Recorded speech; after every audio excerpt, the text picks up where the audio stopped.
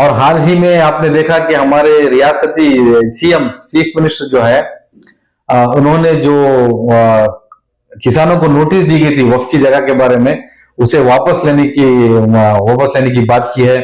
और हिजाब के बारे में भी इन्होंने जो है एक जगह इन्होंने कहा था कि आज हिजाब को इस्तेमाल किया जा सकता है। और थोड़ा बीजेपी का जो मीडिया है और जो आईटी सेल है, इनकी प्रेशर की वजह से और जो बीजेपी के लीडरों की प्रेशर की वजह से जो है, उसको भी इन्होंने वापस अपनी जुबान ये बात को वापस लेकर ये कहा था कि मैंने ऐसे नहीं कहा, मैंने अलग अंदाज से कहा। तो सिद्धरामैया जो है बार बार जो है अपनी जुबान से पलट रहे हैं। जो वादा इन्होंने मुसलमानों के साथ किया था कि 2B रिजर्वेशन जो है, हिजाब है, वक्फ के मामले हैं, मुस्लिम पर्सनल लॉ के मामले हैं, ये इसे जारी में लाएंगे, इसके बारे में इंसाफ दिलाएंगे बोलकर इन्होंने इंतखाबात में वादा कर मुसलमानों का 85% वोट लेकर, यानी कि लगभग 55 से 60 लाख मुसलमानों ने कर्नाटका के इंतखाबात में वोट किया, जिसकी वजह से आज पूरी ताकत के साथ, फुल मेजॉरिटी के साथ आज सिद्धरामैया और कांग्रेस की हुकूमत है। और 5 साल की हुकूमत करने की भी इन्हें गारंटी है, क्योंकि फुल मेजॉरिटी में है। इतना सब कुछ होकर भी ये बार बार जो है अपनी जुबान से पलटते हैं और वादा खिलाफी करते हैं, वादों को तोड़ रहे हैं। सर, कुछ दिनों से देखा जा रहा है कि भारतीय जनता पार्टी जो है, जो किसानों के मामले को लेकर, वक्फ की जमीन को लेकर, नम्मा भूमि नम्मा हक को, इस तरीके के नारे लगाते हुए रास्तों पर आ चुकी है। तो आज हम आपसे इसके बारे में कुछ जानकारी जानना चाहते हैं। ये क्यों हो रहा है? पिछले कई सालों से ऐसा कुछ नहीं था, अचानक ये वक्फ का मामले सामने क्यों आ रहे हैं, क्या आप बता सकते हैं कैसे? देखिए, ये बिल्कुल साफ बात है कि वक्फ की जमीन जो है, जिसे हमारे बुजुर्गों ने, दानिश्वर लोगों ने और अमायदीन ने जो है, और बुजुर्गान दीन ने जो है, मुसलमानों के लिए वक्फ की गई जमीन है। यानी कि जो जमीन उनकी खुद की मिल्कियत है, उनके पैसों से कमाई हुई, उनके पैसों से खरीदी हुई जो जमीन जायदाद जो है, मुसलमानों के लिए वक्फ, अल्लाह के नाम पर वक्फ करते हैं, जिसमें जो है वहां पर जो भी आमदनी आती है उसमें गरीब और लाचार बेबस मुसलमानों के भलाई के लिए, फलाह और महबूबी के लिए इस्तेमाल किया जाए। ये बिल्कुल साफ है। और इसमें ऐसे वक्फ करते करते करते हिंदुस्तान में लाखों एकड़ जमीन को मुसलमानों ने वक्फ किया है। लेकिन अफसोस ये है कि उतनी बड़ी जायदाद को, लाखों एकड़ जमीन को ठीक तरीके से संभालने हमारे जिम्मेदारों को, और जो वक्फ के जो जिम्मेदार थे या नुमाइंदे थे या अलग अलग लोगों को जिसे इसकी जिम्मेदारी दी गई थी, वो इसे संभालने में, इसकी हिफाजत करने में जो है नाकाम रह गए, जिसकी वजह से, इनकी नाकामी की वजह से जो है वक्फ की जमीनों को बहुत लोगों ने एनक्रोच कर लिया है। जैसे किसानों ने एनक्रोच किया है, और गवर्नमेंट के डिपार्टमेंट्स ने भी बहुत वक्फ की जमीन एनक्रोच कर ली है। मुसलमानों ने भी, मुसलमान के नुमाइंदों ने भी, जिन्हें इसकी हिफाजत की जिम्मेदारी दी गई थी, उन्होंने भी गैर गलत तरीके से वक्फ की जमीनों को जो है फराहम किया है, जिसकी वजह से जो है आज के ये हालात आपको देखने में मिल रहे हैं। हाल ही में गवर्नमेंट से जो है, जो माइनॉरिटी के वक्फ के मिनिस्टर जमीर साहब थे, उन्होंने वक्फ अदालत को चलाया, जिसमें जो ऐसे जमीनें जो हड़प ली गई है, इंक्रोच, गैर कानूनी तरीके से इंक्रोच की गई हैं, उसे जो है, जो वक्फ के गजेट में है, जो कानूनी तरीके से वक्फ की जमीनें हैं, उन्हें जाकर जिन्होंने उसे एनक्रोच किया है, गैर कानूनी तरीके से उस पर कब्जा किया हुआ है, उन्हें नोटिस दी कि भाई ये वक्फ की जगह है, आप इतने दिन में इसे खाली करना है करके। इसमें क्या भी गलत नहीं है, और जो कानूनी तरीके से जो करना है उन्होंने किया है। तो ये लेकर बीजेपी और आरएसएस लोग जो है, इस मुल्क के मासूम आवाम को मैं कहना चाहता हूं कि जिसे वक्फ के बारे में बिल्कुल मालूमात नहीं है, गैर मुस्लिम छोड़िए, मुसलमानों को भी वक्फ के बारे में बिल्कुल इल्म नहीं है। 85%, 90% मुसलमानों को वक्फ के बारे में इल्म नहीं है, जिसकी वजह से आज ये हालात है।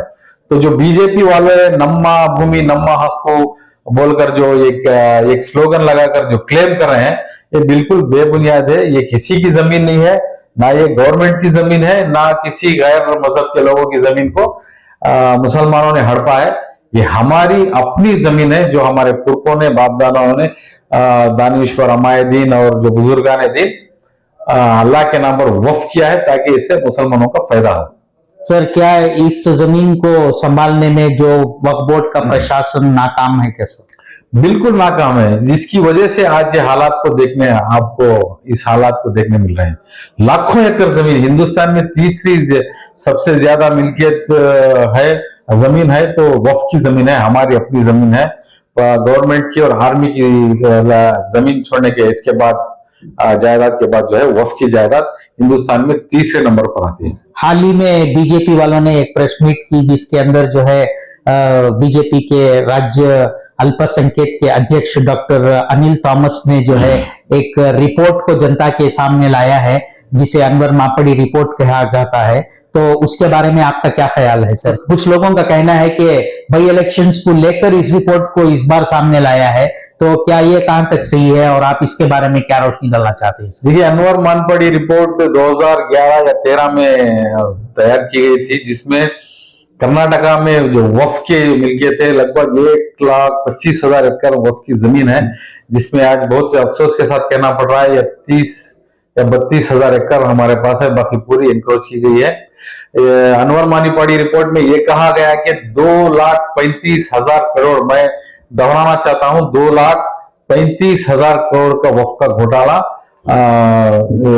हुआ है, जिसमें उस रिपोर्ट में है क्या? उस रिपोर्ट में उन्होंने कहा है, और जो इसके जिम्मेदार थे, जो इसके नुमाइंदे, हमारे अपने इलेक्टेड रिप्रेजेंटेटिव्स नुमाइंदे भी थे, इनके भी नाम उसमें है, और तफसील से उन्होंने पूरे जो जायदाद के डिटेल्स और जो इसमें इन्वॉल्व है पूरा तफसील से दिया गया है। इसे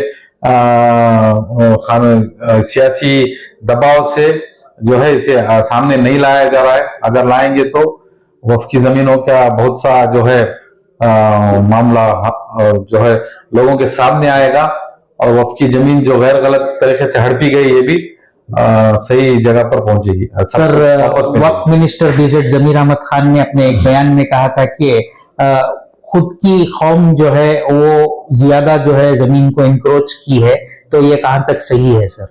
देखिए, रिपोर्ट में भी बहुत तफसील से दिया गया है, और अगर इसकी सही तरीके से तफ्सीश करेंगे तो ये सब कुछ जो उन्होंने कहा है ये आगे आ जाएगा।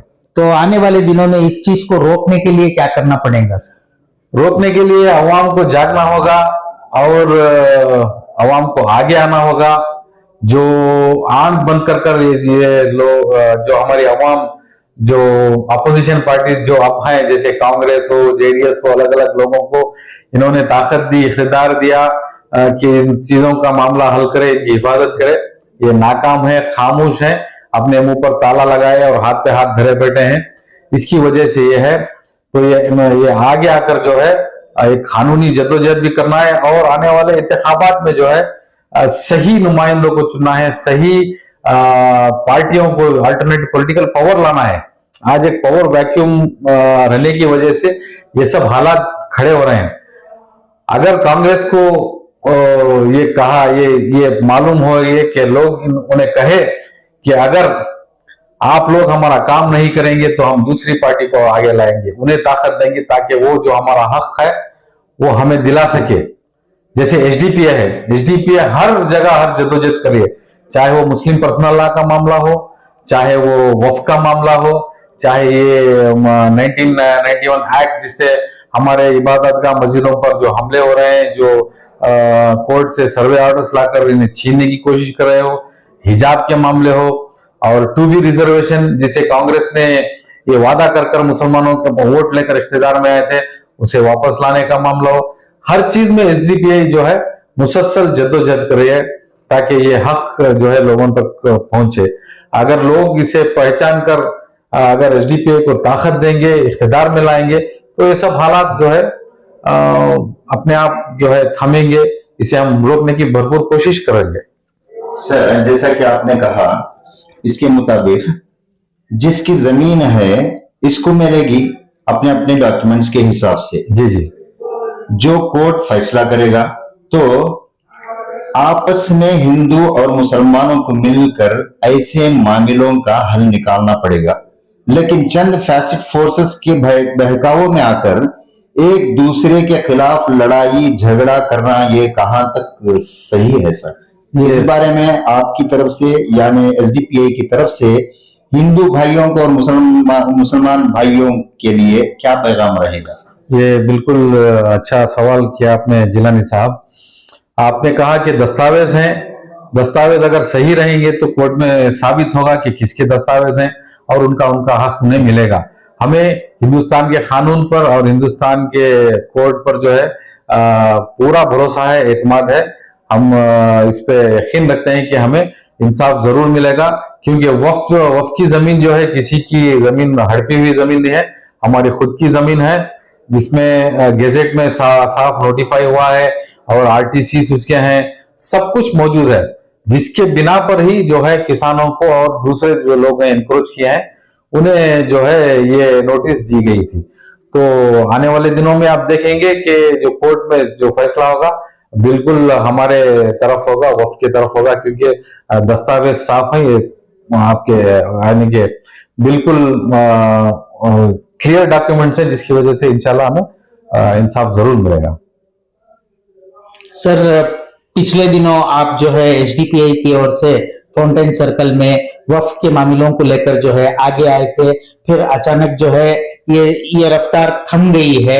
क्या आने वाले दिनों में इस रफ्तार को आप तो फिर से दोबारा तेज करेंगे क्या सर वक्फ के मामलों को लेकर? देखिए, वक्फ के मामले में हमारी रफ्तार बिल्कुल थमी नहीं है। हम शुरुआत किए थे, अब हमारा नेशनल वाइड ये आंदोलन चल रहा है, वक्फ बचाओ आंदोलन नेशनल वाइड चल रहा है। हर रियासत में हमारे जो है हमारे जिम्मेदार उसके लिए जद्दोजहद कर रहे हैं। अभी ज्वाइंट पार्लियामेंट्री कमेटी जेपीसी, जिसे पार्लियामेंट में मुनक्किद किया गया है कि सारे स्टेट्स में जाकर वहां का जायजा ले। हम हर स्टेट में ज्वाइंट पार्लियामेंट्री कमेटीज को पार्टी की जानिब से मेमोरेंडम्स दिए हैं और ये कहा है कि वक्फ का एक्ट को बिल्कुल ना लाया, जारी में ना लाया जाए। इसके अलावा अलग अलग रियासतों के मिनिस्टर्स, चीफ मिनिस्टर्स को भी हमने, हमारी पार्टी के जिम्मेदार वहां की रियासत के हमारे स्टेट लीडर्स जो है जाकर मेमोरेंडम्स दिए हैं। और हमने ये भी तय किया है कि एमएलए और एमपीज अदर देन बीजेपी के, जो भी अदर देन बीजेपी के अदर दूसरे पार्टी के एमएलए एमपीज हैं, उन्हें भी हम जाकर जो है ये मेमोरेंडम देंगे कि ये इसे आप रोके। तो ये बहुत अलग अलग तरीके की एसडीपीआई की जद्दोजहद है। हम कानून का दरवाजा भी खटखटाएंगे, पिटीशन डालकर भी इसे रोकने की कोशिश करेंगे, एहतजाज कर रहे हैं और सियासी दबाव भी डाल रहे हैं। जैसे मैंने अभी कहा, अवाम को भी ये जानना चाहिए कि हमारे जो खिदमत है, जो हमारी मेहनत है, जो भागदौड़ है, इसे पहचाने और हमारा साथ दे। अगर हमारे साथ खड़े रहे, वक्फ की जगह भी बचेगी, मस्जिदें भी बचेंगी, सब कुछ बचेगा।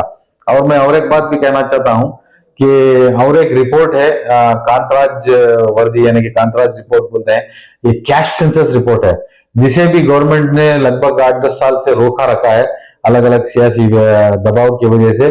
अगर ये कैश सेंसस बाहर आए तो मुसलमानों का तनासुब, मुसलमानों का पॉपुलेशन जो है वो सही तरीके से अगर आए, बाहर आए, सिर्फ मुसलमानों का नहीं, बहुत से जो दबे पिछले कौम और तबके हैं उनके बारे में अगर उनके पॉपुलेशन का सही सेंसस आएगा तो उतनी हिस्सेदारी उन्हें, उतना रिजर्वेशन, उनकी हिस्सेदारी देनी पड़ेगी।